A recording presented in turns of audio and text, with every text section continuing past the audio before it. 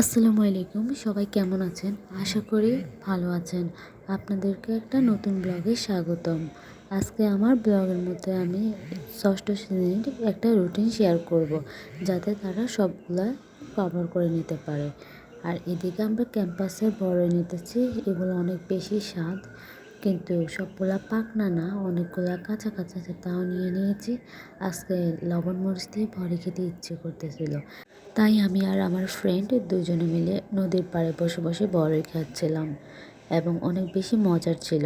যদিও একটু পাক না হলে আরও বেশি স্বাদ লাগতো। যাই হোক, অনেকগুলা খেলাম এবং আমার কাছে অনেক বেশি ভালো লেগেছে। অনেক দিন পর খেয়েছি, তাই জন্যে হয়তোবা। আর আজকে পড়াশোনার পাশাপাশি আরও কিছু জিনিস, এটাকে বলতে পারেন ডেইলি ব্লগ প্লাস পড়াশোনার ব্লগ। এসে আমাকে ঘর ঝাড়ু দেওয়া লাগছে, কারণ পরিষ্কার পরিচ্ছন্ন না থাকলে আমার পড়াশোনায় মন বসে না। এখন আমার কিছু কাজ আছে এবং কিছু চেকিং করার আছে, ওইগুলো আমি দেখে নেব। আসলে পড়াশোনার ব্যাপারে বলতে গেলে অনেক কিছুই বলা লাগে। আমরা তো এখন আর স্কুল লেভেলে নেই, কিন্তু তারপরও কীভাবে আমরা ষষ্ঠ শ্রেণীতে পড়াশোনা করেছি এবং ভালো মার্কস পেয়েছি সেই সম্পর্কে আজকে আপনাদেরকে একটা ধারণা দেব। আশা করি আপনারা তো অনেক বেশি ভালো লাগবে। আমাদের আসলে সবার মধ্যে একটা ভুল বোঝাবুঝি অথবা একটা জিনিস থাকে না, সবাই ভাবে যত বেশি পড়বা তত বেশি তুমি পারবা। আসলে সব ক্ষেত্রে সব হয় না। এখন 2025 সাল, এখন সারাক্ষণ আপনি পড়াশোনা করবেন তাহলে বোকামো করছেন। আপনাকে পড়াশোনাও করতে হবে, আপনাকে খেলার জন্য টাইম বের করতে হবে, আপনাকে একটা স্কিল ডেভেলপের জন্য টাইম বের করতে হবে। আপনাকে আসলে সব কিছুই করতে হবে যতটুকু আপনার দ্বারা করা সম্ভব। এখন আমি খাতা খুঁজে নিচ্ছি আপনাদের সাথে একটা রুটিন শেয়ার করার জন্য। আসলে রুটিনটা পারফেক্ট হবে কিনা জানি না, কারণ সবার জীবনের আচরণ চাল চলন একরকম না। আপনারা যেভাবে চলেন বা সকালে পড়াশোনা করতে যারা পছন্দ করেন অথবা রাত্রে যারা পড়াশোনা করতে পছন্দ করেন, তারা নিজেদের মতো করে এটাকে মডিফাই করে নিতে পারেন। তবে এরকমভাবে 3 দিন করে যদি আপনারা পড়াশোনাগুলোকে এভাবে ভাগ করে নেন, তাহলে আমি আশা করতেছি যে সবগুলা সাবজেক্টই তোমরা কী করতে পারবা, কভার করতে পারবা অনেক অল্প সময়ে।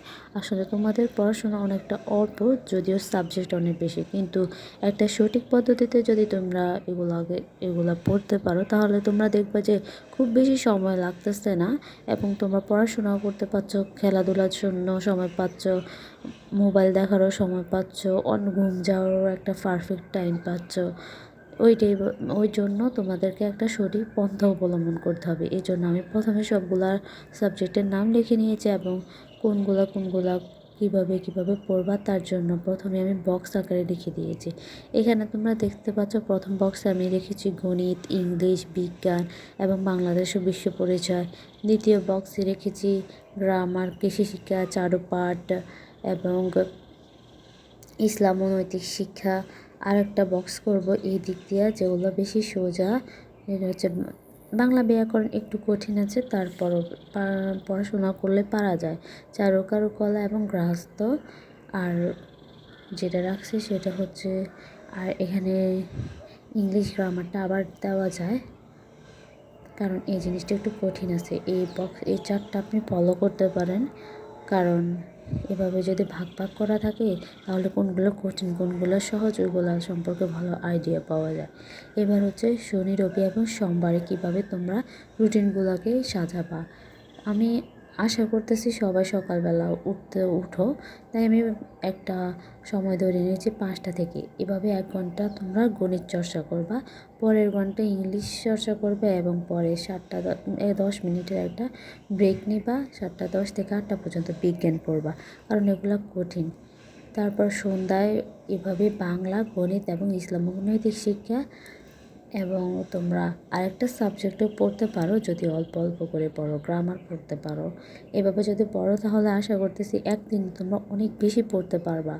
আর মঙ্গল, বুধ এবং বৃহস্পতিবারও সেম আমি সকালবেলা গণিতে রেখেছি, কারণ গণিতে আমরা বেশিরভাগ স্টুডেন্টই অনেক দুর্বল হই। তারপর রেখেছি বাংলা ব্যাকরণ এবং বিশ্ব পরিচয়। সন্ধ্যায় রেখেছি গণিত চারু, কারুকলা এবং যেগুলা রাস্তই, কারণ এগুলো পড়তে বেশি সময় লাগে না। এরপর রেখেছি 7:40 থেকে 8:30 পর্যন্ত কৃষি। কৃষি শিখে একটু কঠিন আছে, বাট তোমরা যদি মনোযোগ সহকারে পড়ো এবং পরিবেশের সাথে মিলাও, আমি আশা করতেছি অনেক বেশি পারবা। তারপর রেখেছি চারুপাঠ, এগুলা যেগুলো অনেক বেশি সহজ। আর তোমাদের সাথে রুটিনটা শেয়ার করতে করতে আমার খিদেও পেয়ে গিয়েছে, এখন খাওয়ার টাইম।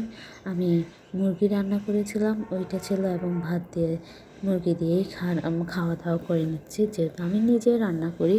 আলহামদুলিল্লাহ মোটামুটি ভালোই রান্না করি এবং পেট ভরে খেতেও পারি। তো আজকে এই পর্যন্তই। আশা করি সবাই ভালো থাকবেন, সুস্থ থাকবেন এবং আমার চ্যানেলটাকে সাবস্ক্রাইব করে রাখবেন।